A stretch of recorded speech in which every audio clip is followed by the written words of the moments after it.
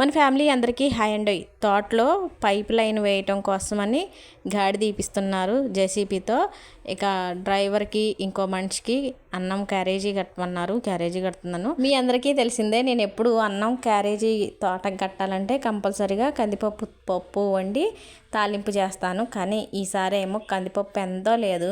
ఏం చెయ్యాలా అని ఆలోచిస్తే పెసరపప్పు ఉందండి కొద్దిగా. ఆ పెసరపప్పు వేయించి ఈ పప్పు ఆ పప్పు రెండు కలిపి వండాను. టేస్ట్ చాలా బాగుంది. క్యారేజీలు కూడా కట్టేస్తున్నాను.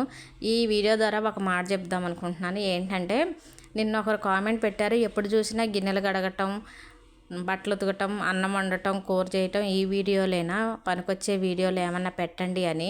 పనికొచ్చే వీడియోలు అంటే నా వీడియోల వల్ల ఒకళ్ళకి లాభం లేకపోవచ్చు, కానీ నష్టం అయితే అస్సలు ఉండదండి.